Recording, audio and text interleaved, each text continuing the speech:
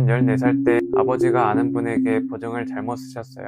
그 결과 집이 통째로 다른 사람에게 넘어갔고, 갑자기 막상 경매를 시작하려고 보니 입찰가는 어떻게 써야 하는지 감이 전혀 안 오시죠. 저도 처음에 입찰할 때 정말 많이 고민하고 또 고민했습니다. 생각해보면 입찰가는 어디서도 정해지지 않는 방법이고 노하우입니다. 그냥 느낌적인 느낌으로 적어서 입찰하시고 나름 기대하고 기다렸다가 폐찰하시는 분들이 많으실 거예요.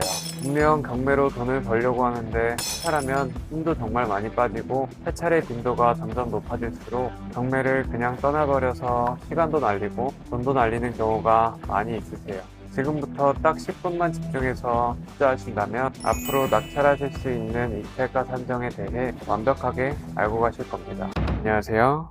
20살의 집 산 사람 이야기 24입니다. 저는 14살 때 아버지가 아는 분에게 보증을 잘못 쓰셨어요. 그 결과 집이 통째로 다른 사람에게 넘어갔고, 갑자기 이사를 가야 하는 상황이 찾아왔어요. 그때 집이 넘어간 방법인 경매에 대해 알게 되었고, 이를 계기로 경매를 통해 많은 사람들이 경제적인 여유를 누리고 있다는 것을 알게 되었어요. 그 후 경매에 대해 공부하면서 실제로 19살 때 집을 다시 낙찰받게 되었습니다. 경매를 공부하면서 폐찰하는 사람들은 놓치지만 낙찰을 받으려면 꼭 짚고 넘어가야 하는 부분인 입찰가는 어떻게 써야 하는지 알려드리려고 합니다. 부동산을 취득할 때는 낙찰가 이외에도 다양한 비용들이 들어가는데요. 이러한 총 예상 경비는 낙찰 전에 확실한 수익을 위해 먼저 계산해 봐야 합니다. 물론 이 수치들로 계산한다고 해서 아주 정확하게 정해진 수치는 아니지만 거의 근접하게는 계산을 해야 합니다. 정확하게 계산을 해야 내가 얼마 정도에 써야 하고 그에 맞는 수익률도 확신이 서기 때문이죠. 낙찰 대금 이외에 들어가는 다른 비용들은 크게 4가지가 있는데요.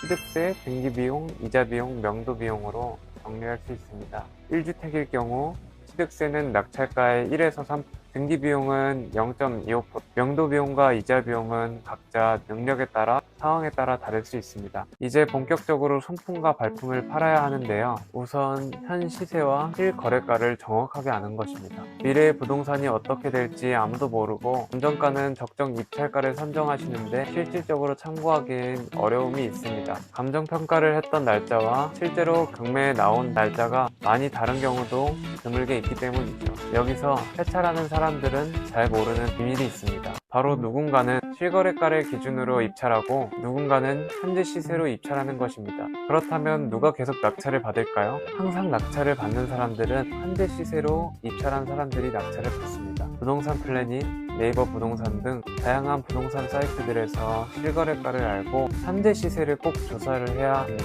현재 시세가 조사가 끝나면 부동산에 직접 가서 발품을 팔아봐야 하는데요. 아무리 인터넷으로 뒤져봤자 저는 확신이 필요했고 제대로 비교해보기 위해 현장 임장을 추천드립니다. 발품을 가기 전 제가 사용했던 체크리스트 하나를 드리자면, 첫 번째, 내 물건과 비교하고 있는 물건이 실제로 있는 물건인지 파악하고, 두 번째, 낙찰을 받기 전에 더 좋은 조건의 물건이 있는지, 거래가 가능한 물건인지 확인을 먼저 해야 합니다. 세 번째, 해당 지역의 부동산 사장님들이 친절하신지 적극성이 좋으신지 파악해야 하고요. 네 번째, 월세나 전세 등 다양하게 거래가 이루어지는지도 확인해야 합니다. 다섯 번째, 부동산이 많거나 부동산의 분위기가 밝은지 너무 중요합니다. 그리고 무엇보다 내가 갔을 때 친절한 부동산이라면 꼭 체크해놓고 낙찰을 받거나 혹은 좋은 낙찰 물건을 받은 후라면 관리를 해주시는 분들이 꼭 있어요. 그렇기 때문에 인연을 꼭 가지고 가면 좋습니다. 그리고 물건의 금매를 확인하는 건 센스인데요. 다짜고짜 어떤 물건에 금매가 있는지 여쭤보면 부동산 사장님들도 자기들 아는 사람들에게 소개시켜주지 낯선 사람들한테 소개해주려고 하지 않아요. 그리고 어떤 물건이 경매에 나와 있는지 대략 알기 때문에 천천히 부동산 사장님의 스타일을 파악하고 네이버 부동산에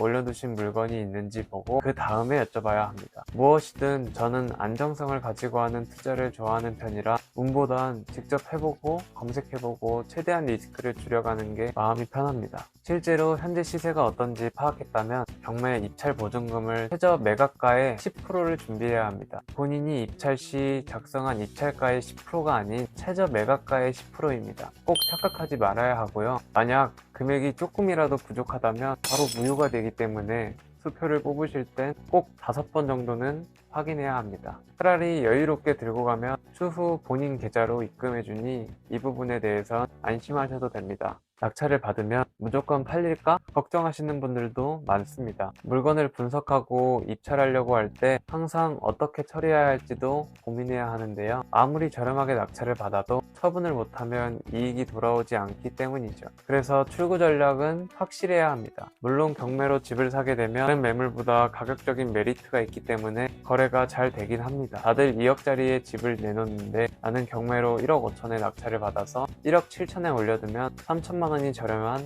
제 집으로 수요가 몰리기 때문이죠. 하지만 그래도 임대를 놓을 것인지 리모델링을 해서 판매를 할 것인지 곧바로 팔 건지 등 다양한 호재들로 인해 앞으로 집값이 오를 것이라고 생각되면 전세를 두고 2년 동안 혹은 그 이상도 보유하고 판매하는 것도 방법입니다. 아직도 고정소득이 있는데 대출받는 것이 무서운 사람들이 있을 거라고 생각합니다. 만약 종잣돈 모으기가 싫고 대출도 싫다면 경제적인 여유도 갖기 힘들다고 생각합니다. 어릴 적엔 무조건 아끼고 저축을 강조했지만 실제로 커가면서 남의 돈을 잘 사용하고 잘 갚는 게 내 능력치가 되었고 보통 아무것도 하지 않고 계속 저축만 하다 보면 나이 들어서도 끝까지 일을 해야 합니다. 부동산은 부자들이 선택한 가장 안전한 투자 자산이고 가장 비싼 재화입니다. 물가는 정말 빠르게 오르고 예금과 적금 금리는 절대 물가를 따라올 수 없습니다. 대출을 잘 활용해서 레버리지를 사용하는 사람들이 결국 승리하게 될 것입니다. 제 영상을 보고 계시는 여러분들도 자신의 현 상황과 원하는 목표를 다시 한번 생각해 보시고 이대로 정말 아껴 쓰고 언제까지 저축하면 되는지 그저 폭락을 바라는 마음으로 다가올 미래를 대비할 수 있는지 등